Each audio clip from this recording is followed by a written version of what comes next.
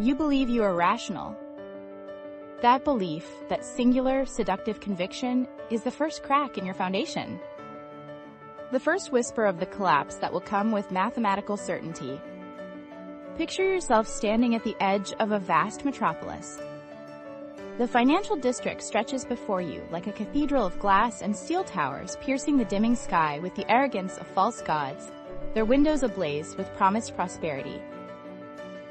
Below, in the canyons between these monuments to capital, darkness pools and swirls, swallowing whole the dreams of those who descended before you. The brilliant minds, the confident analysts, the educated professionals who believed, as you believe now, that their intelligence was armor against the ancient chaos of markets. But the market does not acknowledge your credentials. It does not bow to your analysis or respect your confidence. It waits, infinitely patient, with the stillness of a predator who has witnessed empires crumble, for that singular moment when your ego commits its fatal error. And that moment arrives not with trumpets or warning bells, but as a whisper so subtle you barely register its presence. I know better. I see what others cannot see. This time is different, and I alone understand the new paradigm. In that whisper, that intoxicating murmur of intellectual hubris, fortunes constructed over lifetimes dissolve into nothingness. What remains is only the acrid residue of what might have been. Benjamin Graham understood something the world has spent nearly a century refusing to accept. Intelligence is not wisdom. The ability to calculate compound interest or construct sophisticated models is not equivalent to the psychological fortitude required to act rationally when everything around you screams urgency and opportunity. Graham's masterwork, The Intelligent Investor, published in 1949, yet hauntingly prescient for every market cycle since, is not a manual for wealth accumulation. It is a manifesto on psychological survival.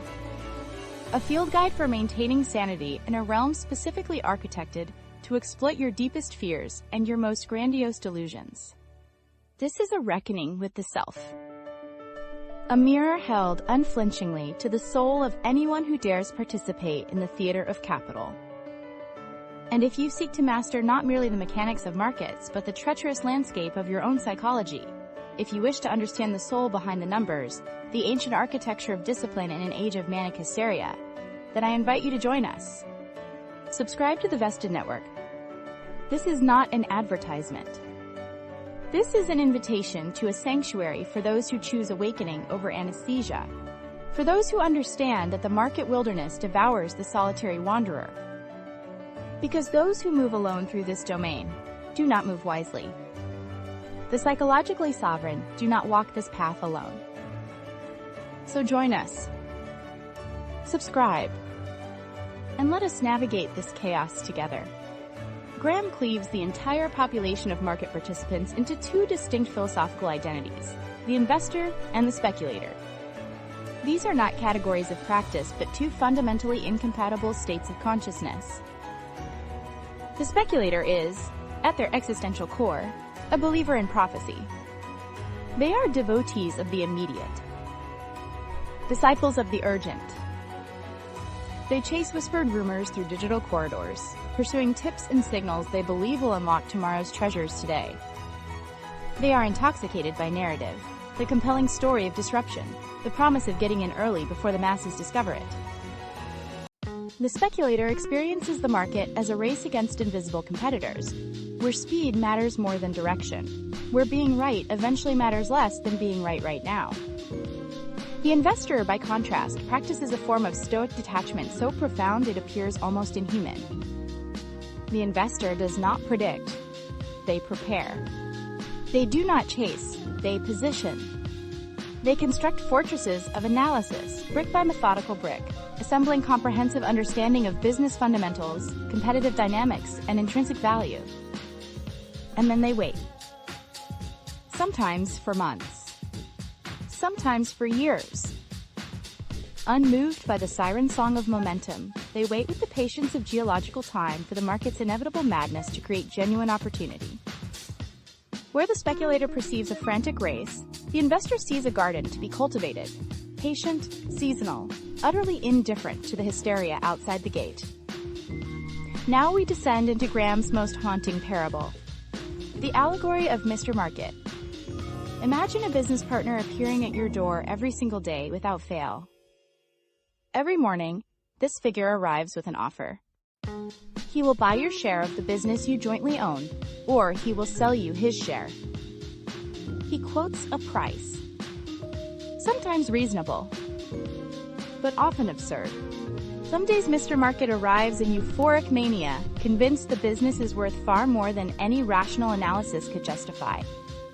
Other days, he arrives consumed by existential dread, offering to sell his share for less than the cash in the company bank account. Mr. Market's mood swings are violent and unpredictable. He oscillates between manic episodes of unlimited optimism and depressive crashes of absolute despair. He never explains his reasoning. He simply quotes his price and waits for your response. This is the market itself personified, that collective consciousness of millions of participants, each bringing their own fears and greed to every transaction. Mr. Market is brilliant in the aggregate over long time frames, but completely insane in the particular over short ones.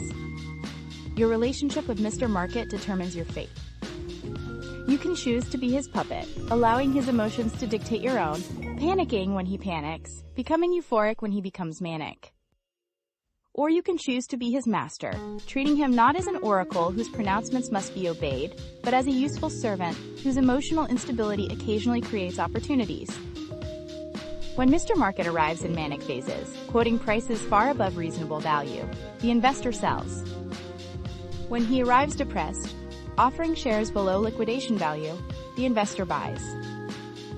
But most of the time, and this is critical, most of the time the investor simply ignores him entirely. Picture a figure standing calmly inside a fortress with walls of stone, while outside a howling storm rages. Rain lashes the walls. Wind screams through the battlements. But inside, lantern light glows steady. The figure sits reviewing fundamentals, calculating values, completely insulated from the hysteria beyond the walls. This is the relationship Graham prescribes. Not engagement with Mr. Market's madness, but strategic exploitation of it when opportunities arise, and complete indifference otherwise. We arrive now at the architectural principle that undergirds Graham's entire philosophy. The margin of safety. Imagine an ancient stone bridge spanning a chasm.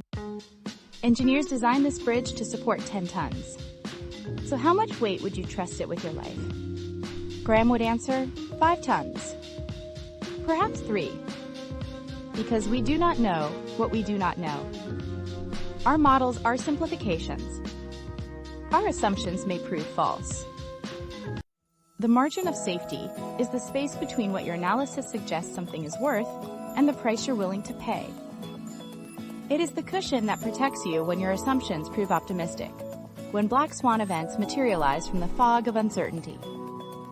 If your analysis suggests a business is worth $100 per share, the disciplined investor does not purchase at 98. They wait for 70, for 60, for 50.